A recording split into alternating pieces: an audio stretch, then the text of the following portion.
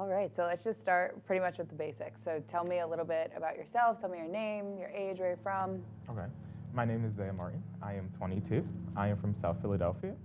Um, a little bit about me. Well, that's a hard question. So I grew up in South Philly as a preacher's kid.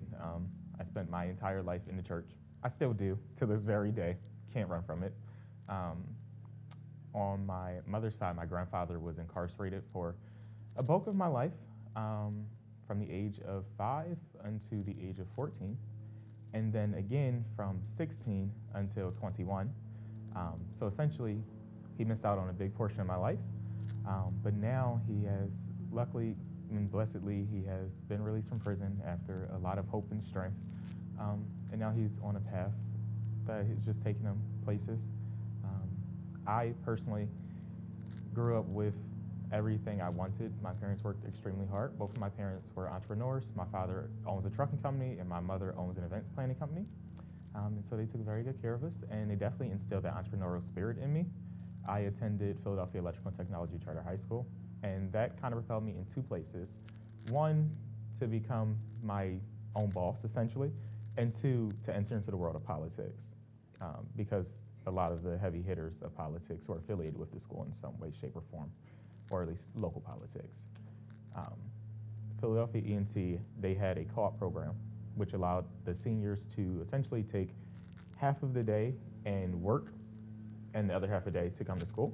So I took my half a day and I worked at Chick-fil-A in Liberty Place, and eventually I became a director of operations there at the young, bright, and bushy-tailed age of 18. So I had to run the entire restaurant with myself and one of my coworkers because our operator was not always present. So that kind of instilled in me how to run a business and how to be successful with people management, which are two very important things. Then I went off to Eastern University once I graduated PET.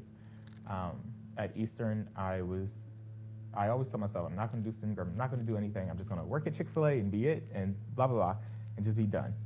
That was very short-lived. I eventually quit Chick-fil-A about a year into being at Eastern, and I joined the student government because my love of politics was just overwhelmingly strong, and a lot of things I've seen, I just wanted to change.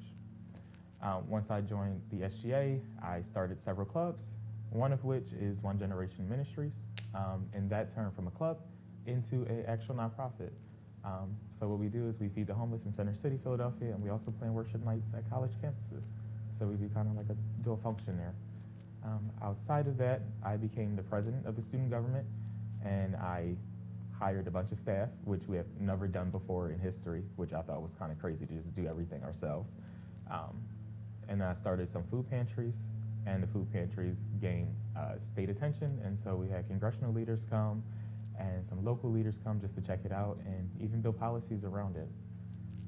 During my time at Eastern, I felt like school was not for me. I struggled severely. I had F's, B's, withdrew from all types of classes, and I said, I can't go on like this anymore. And so I said, I'm going to start doing real estate classes because this is going to be my escape. Being a real estate agent, you don't need a degree, you don't need any credentials, you just need to get a license. And so I said, that's probably the best course of action for me. On average, it takes about 7 to 14 weeks to get a real estate license. For me, it took 1.5 years because I wasn't focused on it. In my head, I want to drop out of college, but don't, because all your family has bachelor's degrees, most are getting master's, some even have doctorate degrees. You can't be the one that drop out. So I stayed and I persevered, pushed through it, and at the same time, I also became a real estate agent. So all at once, I was an executive director of a nonprofit all of a sudden. I was a realtor, I was a president and office manager, essentially, and I had a lot on my plate. And then recently, I graduated in May of 2022, and I became a full-time realtor and mentor and nonprofit executive director. So I was able to leave some things behind. And, oh, I forgot to mention, shoot. Okay. Also at my time at Eastern, I was involved with the prison education program. My grandfather really inspired me because there's people all over the world, and especially our country, who just needs a helping hand, just somebody to say, hey, we see that you are human and that you need help, and we can assist you. And so what our program did, it was founded by Dr. Kaylee Johnson, and she would go into the prisons and they would have certificate programs. And recently they were able to start awarding associate degrees to inmates at Chester, at SCI Chester. And so inmates are able to take classes courtesy of Eastern at no charge to them, I believe. And then once they're finished, they'll come out with an associate's degree. That's incredible. So you've clearly accomplished so much in your 22 years. 22 years. I mean, it's inspirational for sure. It's really awesome. So how would you say all of these different things coming together? Obviously, you're very much into your faith, and then working with the prison systems. How would you say just all of this coming together, like what's been the impact on you? So I guess the loose end I didn't mention is I also ran for state rep. From September of last year until April of this year, I withdrew. Ultimately, me and the current state rep started seeing eye to eye on things, so there was no need for me to run. But that was the embodiment of everything I did coming together, because my goals were prosperity, protection, and I'm forgetting the last one. Oh my God, I'm forgetting. I'll do that over. Prosperity. Shoot, it was prosperity. It was 2 P's and an S. Forget it. But it all came together in me running for state rep, and I wanted to change our local system in order to allow people who have been incarcerated to not have the records that they have served the time for, in order to actually live free lives, to help them vote eventually, to help them just become full citizens. Many people do go back once they've been incarcerated and they release. They do go back sometimes. But many, many people want change, and they want to be better, and they want to do better. And we need to give them that opportunity. And I felt like that was a great resource for me to do so. Absolutely. I mean, I think going in to like having Eastern provide those classes is incredible, because I think most people would agree our whole criminal justice system and everything is just really confusing and kind of a mess. So the fact that these people are given this opportunity is incredible. What would you say, like, what has been your biggest, like, reasoning for wanting these people to get the degree? Is it so they don't go back? Like, what do you think impacts, how do I phrase this? How do you think them getting their education is going to ultimately, and like changing the criminal justice system, the prison system in general, how do you think that is going to impact society as a whole and these people's lives as a whole? I think that the more educated people we have in this country, the better off we'll be. We'll have better informed people who will make better decisions. The more education you have, the less likely you are to go back to prison. Mm-hmm. Good. Yeah, great. I mean, you're hitting everything perfectly. So switching gears a little bit, I want to talk about kind of, because real estate obviously is an entrepreneurial type of business. So do you work under a company right now then? Yes, I work under a brokerage of United Real Estate Philadelphia. It's based out in Wayne, PA. Okay, awesome. And then, so how long have you been doing that now? About a year? I have been doing real estate now for 2 years, 1.5 years full time. Great. So I was at a company named Redfin, and they laid me off in July when the market kind of changed. Mm-hmm. And then I started at United as a mentor and an agent, and I did more sales and made more money in the last 5 months than I have in my entire 2 years. That's awesome. Yeah, That's worked definitely out for me. awesome. Yeah, for sure.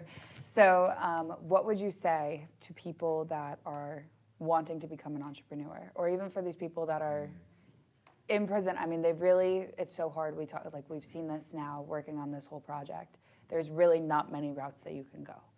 What would you say to these people that are considering becoming an entrepreneur or working in some sort of entrepreneurial industry? I would say it's okay to fail.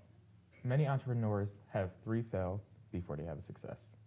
So it's okay to fail. I've had many failed businesses that I don't talk about. Many, many, many. My parents have many failed businesses. Every entrepreneur I have known has had a failed business or 2 or 5. Sometimes one person even has 7. And I was like, I don't know how you kept going after that. But don't be afraid to fail. Failure is just your first attempt at learning. We all need a first attempt at something, and we need to know what we can do and what we don't do right. I would say watch YouTube. YouTube has a lot of free resources, and it can teach you a lot of things if you choose the right people to watch. Last thing is definitely save money in any way you can. At least have 6 months of whatever it costs for you to live stored away somewhere, because you never know the ups and downs. Some months I make $15,000, some months I make 0. So you really need to have that safety net in order to prepare for whatever life throws your way. Mm-hmm. It's really cool. And then any more final details about like what that education program was like? I'm really curious about that just because that was, Yeah, so pull my memory. Okay. you know, it's going back. Yeah, it's so damn much. That's the problem. I bombarded myself. All right, prison education. So I got started in the prison education program by referral. So the vice president, over the summer, Eastern allows its students to stay on campus. You just have to work there in some capacity. And at that time, the vice president didn't have a need for any workers. So she referred me over to Dr. Johnson, who was running the prison education program. And I worked there over the summer. And essentially, their program is they go into SCI Chester, they find inmates who want to obtain a degree or certificate program, they enroll them, and then on the back end, they find funders, they get donations, they raise a lot of money in order for inmates to obtain educations. The inmates have to pay nothing, they don't have to buy books, no tuition, nothing. It's all free to them. And so the educators, they go there, they teach the classes, and then by the time they're done, they come out with a degree. The other part to the prison education program is kind of community development. And so recently we had an entrepreneur workshop. And we had people like Stacy, who was formerly incarcerated, come and bring entrepreneurs together and to just motivate and inspire people to just want to be entrepreneurs and want to do better and want to change their lives and become the next Stacy. Mm-hmm. Yeah, so how did you meet Stacy? I met Stacy at the entrepreneurship workshop. Yeah. They were going through everybody. There was a bunch of people there who were presenters.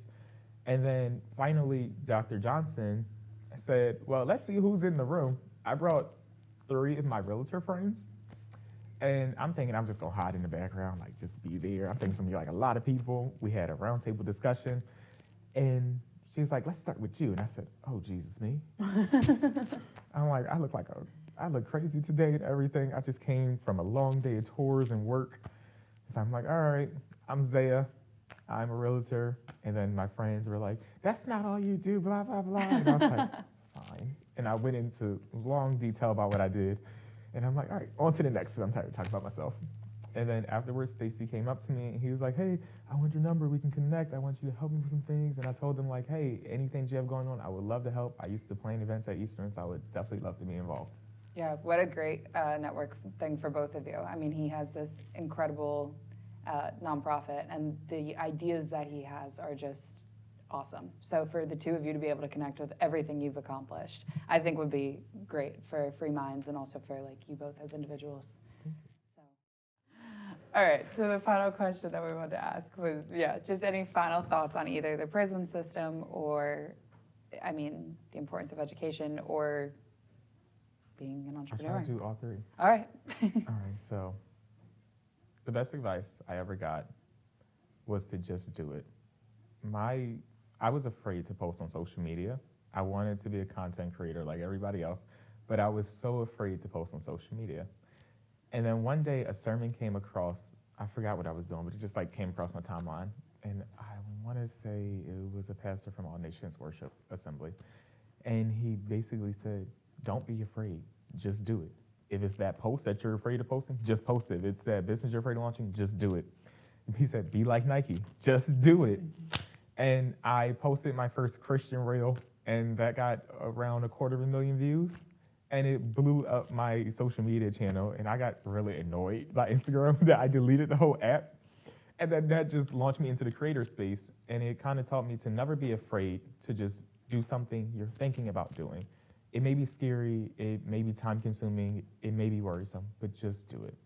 The worst thing that can happen is it doesn't work out.